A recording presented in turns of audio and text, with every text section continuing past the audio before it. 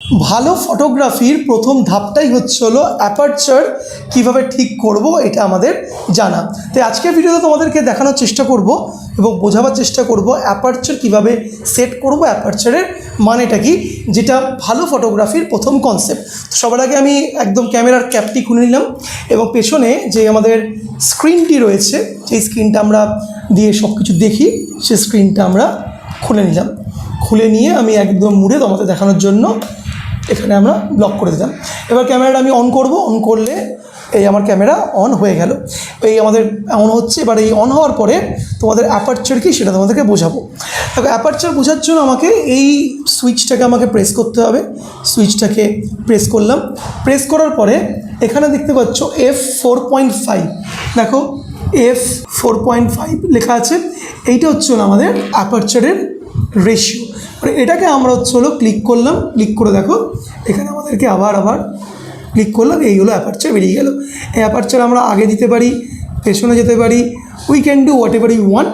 কিন্তু এই অ্যাপারচার তো কোথা থেকে কী করতে হবে সেটা বুঝে গেলাম, কিন্তু অ্যাপারচার যদি মানে না বোঝো এটাকে তুমি কিন্তু ইউজ করতে পারবে না। তো আজকের ভিডিওতে অ্যাপারচারের মানে তোমাদেরকে বোঝাবো, অ্যাপারচার কেন ঠিক করতে হয় বোঝাবো এবং এই গুরুত্বটা কি সেটা তোমাদেরকে বোঝাবো। তো চলো শুরু করা যাক আজকে ভিডিওটি ভালো লাগলে লাইক করো, শেয়ার করো, কমেন্টস করো। তো সবার আগে অ্যাপারচার হলো আলোকে নিয়ন্ত্রণ করার একটি টুল, একটি মাধ্যম, যেটি ক্যামেরার সেটিংসের মধ্যে থাকে। দেখো ফটোগ্রাফির মধ্যেই রয়েছে হলো আলো, মানে একটি সাবজেক্টের ওপরে আলো পড়ছে। মানে ধরো আজকে আমি এই মার্কারটিকে আমি দেখছি, কীভাবে দেখছি, এই মার্কারটার উপরে আলো পড়ছে, সেই আলোটা আমার চোখে আসছে, সেটাকে আমি দেখছি। এবার এই আলোটা ঢুকে হলো আমাদের এই লেন্সের মধ্যে থেকে। এটা হচ্ছে ক্যামেরার বডি, এটা হলো লেন্স। এই লেন্সের মধ্যে দিয়ে যখন আলো প্রবেশ করছে তখন এই আলোটি কতটা পরিমাণে গেলে, কতটা অ্যামাউন্টে গেলে আমার ছবিটা পারফেক্ট এক্সপোজার পাবে, তার প্রথম ধাপটাই সেট করা হচ্ছিলো এই অ্যাপারচার।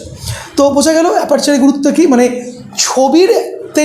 ছবিটাকে ভালো করে তোলার জন্য কতটা আলো প্রবেশ করাবো সেটাই ডিসাইড হচ্ছিল আমাদের অ্যাপারচার। এটাকে বলা হয় amount of light decided by the aperture. এটুকু বোঝা গেল। তো অ্যাপারচার জিনিসটা কি? অ্যাপারচার জিনিসটা হচ্ছে একটি হোল বা ছিদ্রর মতন। মানে ধরে নাও একটি ছিদ্র রয়েছে, সে ছিদ্র দিয়ে আমার অনবরত জল পড়ে যাচ্ছে। ওকে, সে ছিদ্রটা, এটা হচ্ছে আমাদের ছিদ্র। এই ছিদ্রটি আস্তে আস্তে আস্তে আস্তে যত ছোট হবে তো জল বেরোবার পরিমাণটা আমাদের কমবে। ছিদ্রটা আস্তে আস্তে আস্তে আস্তে যত বড় হবে জলটি বেরোবার পরিমাণ তত বেশি হবে। এটি হচ্ছে simple fundamental concept of aperture. আমাদের ক্যামেরার লেন্সের সামনে এরকম একটি ছিদ্র আছে, সবাই তোমরা এটা নিশ্চয়ই দেখতে পাচ্ছ। এই ছিদ্রের সাইজটাকে মেনটেন করাকেই বলা হচ্ছে সিম্পল অ্যাপারচার, রাইট? এটা অনেক কিছু রকিং সায়েন্স নেই, সিম্পল একটা বিষয়। অনেকে মোটামুটি বিগিনার্সরা আননেসেসারি কনফিউজডও, একদম সহজ উদাহরণ দিয়ে বুঝিয়ে দিলাম।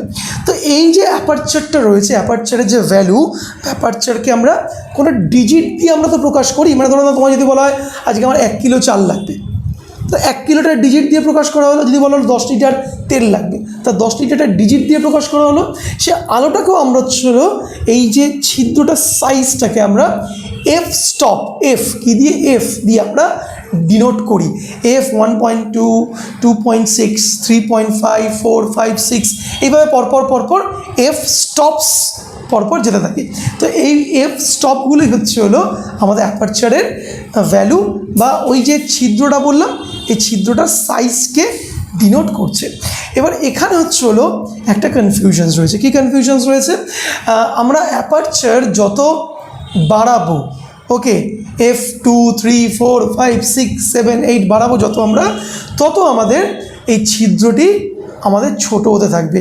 আর আমরা অ্যাপারচার যত কমাবো, ওকে, 1.8, 1.2, 2.6, 3 যত কমাবো তত ছিদ্রটি বড় হবে, উল্টা হবে।